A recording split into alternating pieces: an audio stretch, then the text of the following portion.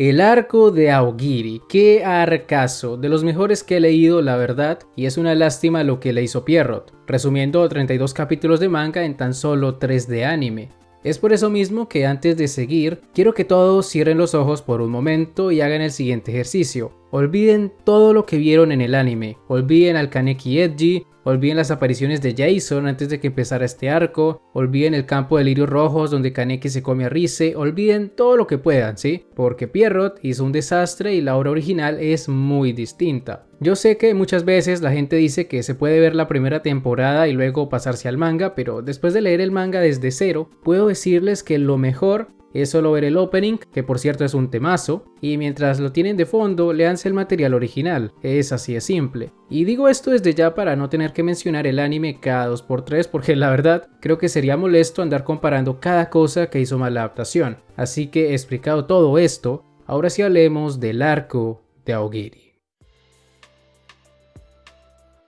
El objetivo de Kaneki desde que se enteró que la muerte de Rise no fue un accidente, fue averiguar todo lo que pudiera sobre su origen, sobre qué había pasado en realidad en ese fatídico día donde su vida cambió para siempre. Por culpa de esa curiosidad, casi termina siendo la cena de Tsukiyama, y ya que en vez de preguntarle cómo se podía ingresar a su restaurante, terminó derrotándolo, pues el trato que tenía con Itori no llegó a ningún lado. Ella no le reveló la información que le había prometido sobre la muerte de Rise, pero como le causó muchos problemas por seguir su juego, como una muestra de arrepentimiento, le dio una pequeña pista. Si quería conocer la verdad, lo mejor es que empezara por investigar a la propia Rise. ¿Quién era esa mujer? ¿Cuál era su verdadero nombre? ¿Por qué vino al Distrito 20? Etcétera, etcétera.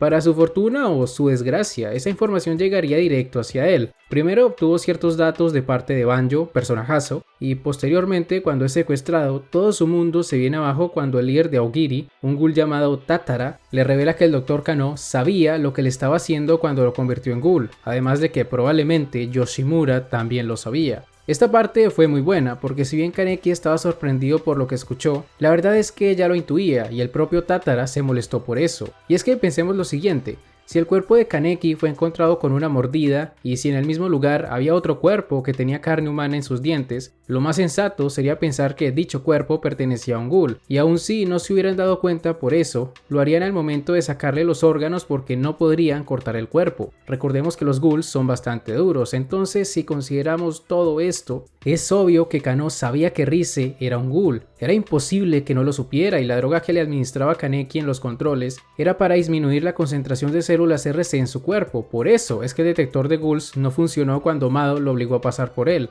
Por eso es que sus exámenes siempre parecían normales. La respuesta siempre estuvo enfrente de Kaneki, pero nunca quiso verla. Se negaba a aceptar esa realidad. Y de eso es de lo que trata este arco, de cómo el protagonista es obligado a abrir los ojos, de cómo es obligado a aceptar lo que es un ghoul.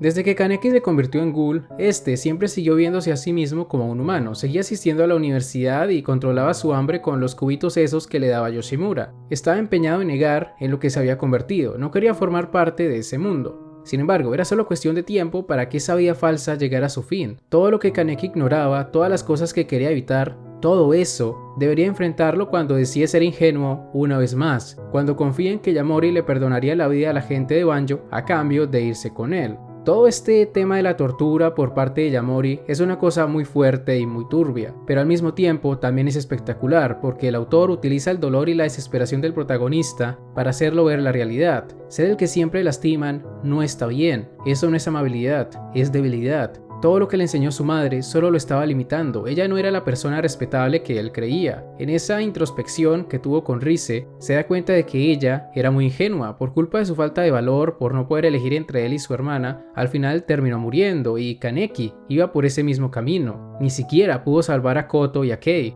un niño ghoul y su madre a quienes supuestamente había protegido tras entregarse, y esto es muy importante, porque durante su tiempo como parte del grupo de Banjo, Kaneki había visto que incluso en lugares tan violentos como el Distrito 11, existían ghouls muy honorables, gente pacífica que solo quería escapar de Aogiri para vivir una vida tranquila. Ese niño y su madre representaban esa pureza, una pureza que Yamori se encargaría de destruir.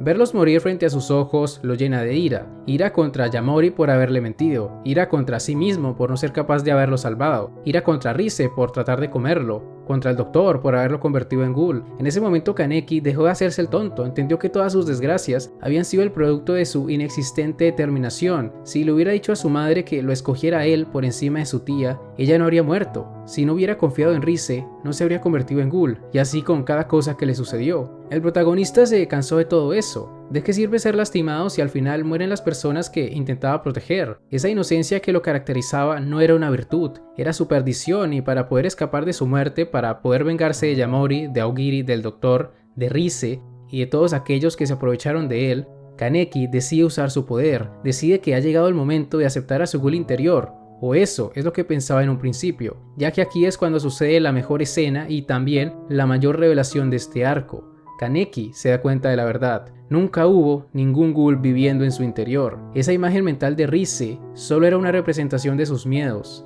Ese fue el mecanismo de defensa que encontró su mente para negar la realidad. Rise murió cuando le cayeron todas esas vigas. Ella no siguió atormentándolo después de la muerte. Todo el tiempo fue él mismo quien lo hizo, y entender eso es lo que le ayuda a darse cuenta de la realidad. No tiene que aceptar a ningún ghoul interior. Él ya era un ghoul. Algo muy importante que debo aclarar es que Kaneki no se volvió un loquito sin sentimientos, como sí ocurre en el anime. Tras la tortura, el protagonista solo se volvió alguien más determinado y menos ingenuo, pero a pesar de cambiar en esos aspectos, esa amabilidad que tanto lo caracterizaba seguía intacta. La diferencia estaba en que ahora solo mostraría ese lado con aquellos que lo merecieran. Por ejemplo, cuando se reencuentra con Banjo, tras ver la tristeza de este al enterarse de la muerte de Kei y Koto, Kaneki le dice que no se culpe por no poder hacer cosas que lo superan. En lugar de responsabilizarse por todo, le pide que confíe en él, ya que hará todo lo posible por protegerlos a todos. Aquí vemos perfectamente que Kaneki sigue pensando en las personas que le importan, pero claro, también está la otra cara de la moneda, es decir, la actitud de Kaneki cuando se trata de aquellos que no merecen esa amabilidad. Yamori y Hayato serían dos tipos a los cuales no les mostraría dicho lado. Al primero lo derrota completamente, incluso se come su Kagune, pero contrario a lo que se podría pensar, Kaneki no lo asesina. No piensa ir por ese camino. Si bien lo odiaba por todo lo que le hizo, él no planeaba convertirse en alguien que quitara vidas por placer. No quería ser igual a ese loco, pero tampoco nos mintamos. Es muy probable que Kaneki no asesinara a Yamori porque sabía que si lo dejaba allí moribundo, tarde o temprano alguien del CSG terminaría con él. Cosa que al final sí sucedió, porque quien encontró a Jason fue el loquito de Suzuya.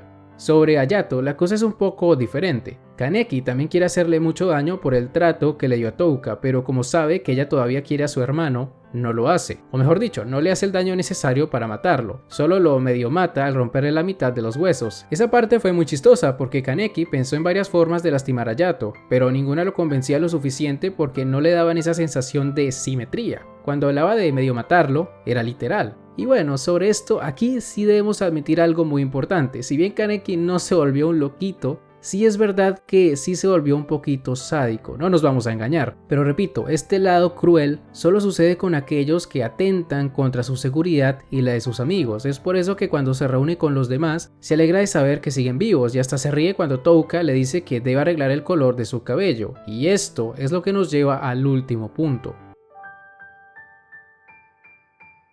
Tras lo ocurrido con Aogiri, tras ver lo que le puede pasar si sigue actuando de forma descuidada, Kaneki toma una decisión muy importante: no volver a Teiku. No piensa hacerlo por dos razones. La primera es que quiere proteger a esas personas. Si él se queda en el café, eventualmente sus enemigos vendrán por él, ya sean las palomas, Aogiri o el Dr. Kano, a quien de seguro va a empezar a buscar para vengarse por lo que le hizo. Y la segunda razón es porque ya no confía en Yoshimura. Si lo que le dijo Tatara era cierto, el jefe también lo estaba usando, también estaba tratando de moldearlo a su propio gusto. Kaneki le agradece por todo lo que hizo por él, pero a partir de lo que sucedió en el Distrito 11, decide ir por un camino separado, un camino donde estará acompañado solo por personas en las que pueda confiar. Banjo y Tsukiyama serían sus primeros aliados. El primero se lo ganó a pulso, y el segundo, bueno, Kaneki no confía en él, pero sabe que puede serle muy útil, además de que para evitar problemas le dio una amenaza bastante clara, así que no creo que lo traicione en el futuro cercano. Y eso sería todo por el lado del protagonista, pero ¿qué pasa con los causantes de su cambio? ¿Qué pasa con Aogiri?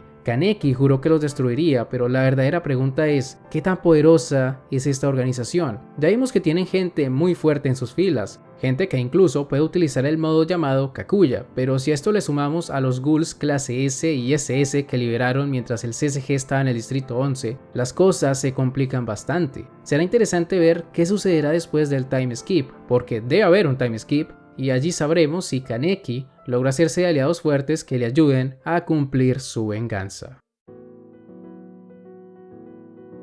El arco de Aogiri me gustó mucho, de momento me parece el mejor de lo que llevo de Tokyo Ghoul, tanto el desarrollo de Kaneki como la introducción de Aogiri, como el pasado de Touka y Hayato, así como los sentimientos de la propia Touka por el protagonista, porque sí, en este arco se dejó en claro que siente cosas por Kaneki y viceversa. Todo eso fue muy bueno. Son cosas que le dan más valor a la obra y de cara a los siguientes arcos dan para mucho más. Eso sí, no todo fue bueno, y si tuviera que criticar algo, eso sería la participación del CSG. Cuando ellos aparecían, los capítulos se volvían algo tediosos. En parte es porque a diferencia de Aogiri, los policías estos no son tan interesantes e incluso sus diseños son muy simples en comparación con los de los demás personajes de la obra. En este aspecto, solo Amon y Suzu ya destacan, pero la mayoría son muy olvidables y tampoco ayuda que solo cuando se habla del CSG, la cantidad de texto aumenta considerablemente. Ojalá que los siguientes arcos mejoren en ese aspecto, porque el CSG en concepto tiene mucho para dar, pero bueno, ya veremos qué pasa.